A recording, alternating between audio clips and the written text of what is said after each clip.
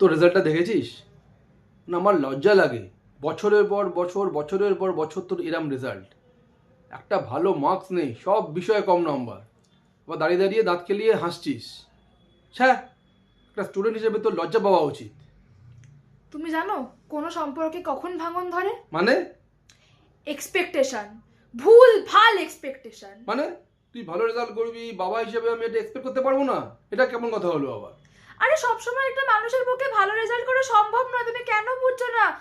দুরকম হতে পারে, আমি একবার খারাপ রেজাল্ট করব, পরের বার আমি আবার বাজে রেজাল্ট করব, দুটোই হয়। আর ভালো রেজাল্ট করবি না? সে সম্বন্ধে আমার জ্ঞান নেই। তোর বন্ধুও তো ভালো রেজাল্ট করেছে, তোর সঙ্গে রোজ যায় অর্পিতা। দেখ তো নাম্বারটা, কত ভালো নাম্বার পেয়েছে। আরে এটাই তো নিয়ম, ও একবার ভালো নম্বর পাবে, আমি একবার খারাপ নম্বর পাবো, আবার উল্টোটা, আমি একবার খারাপ নম্বর পাবো, ও একবার ভালো নম্বর পাবে, এটাই। আর ভালো নম্বর পাবি না কোনোদিন, তাহলে তুই এরকম ভাবেই চলবে। তুমি না সত্যি কিছু বলতে পারছি না তোকে, মানে তুমি এমন করছো যেন আমি ক্লাসে লাস্ট হয়েছি। তুই 34 হয়েছিস, লাস্টই হয়েছিস তুই। না, মিথ্যে কথা বলবে না, এরকম ভাবে আমাকে লাঞ্ছনা দেবে না। ক্লাসে 35 জন। একজন পরীক্ষা দেয়নি, সেটা তুই জানিস তো? আরে সেটাও কি আমার দোষ নাকি? ও পরীক্ষা দেয়নি, ওর দোষ। সারা দিন খালি মোবাইল নিয়ে বসে থাকবে, ফেসবুক, ইনস্টাগ্রাম, গেম এইসব নিয়ে চালাচ্ছিস। তুমি মিথ্যে কথা বলো না বাবা। আবার মিথ্যে কথা? তুই ফোন নিস না, ইনস্টাগ্রাম করিস না, না, আমি ফেসবুক মাঝে করিস না? মধ্যে ইউটিউবও দেখি। ফোনটা কেন দেখবি আমি এটা তো বুঝতে পারছি না। সারা দিন খালি ফোন ফোন ফোন, আর কোনো কাজ নেই তোর। লেখাপড়াটাকে একদমই করবি না, ঠিক করেছিস? ঠিক আছে, তুমি আমাকে এরম ভাবে বলছো তো, আমি পরের বার ভালো রেজাল্ট করে তোমাকে দেখিয়ে দেবো। কিন্তু আগের বারে একই কথা বলেছিলি। আরে তাহলে বোঝো না কেন যখন প্রত্যেকবার এক কথা বলি? প্রত্যেকবার বলি ভালো রেজাল্ট করবো, তারপর আবার তুমি এরকম ভাবে একটা জ্ঞান দিয়ে দাও, আমাকে আবার পরের বার এক কথা বলতে হবে। মানে একে তো বাজে রেজাল্ট করেছিস, তারপরে আবার মুখোমুখি তর্ক করছিস।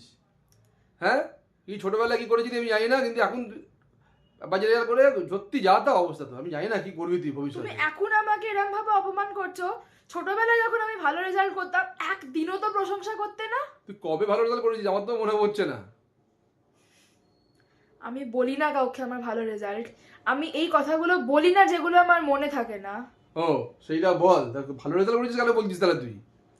ঠিক আছে, তুমি আমার হাতে ঘা লাগিয়ে এভাবে কথা বলছো তো, আমার যেটা একবার গায়ে লেগে যায় না, আমি সেটা করেই দেখাই। পরের বার এমন রেজাল্ট করবো না, তুমি হাত জোড়ো করে আমাকে বলবে এই আগের রেজাল্টটা অনেক ভালো ছিল, আর করিস না এরকম রেজাল্ট। তাহলে তুই কি বলতে চাইছিস? তুই কি পড়াশোনা করবি না? তুমি জানো আমি কেন পড়াশোনা করি না? কেন করিস না?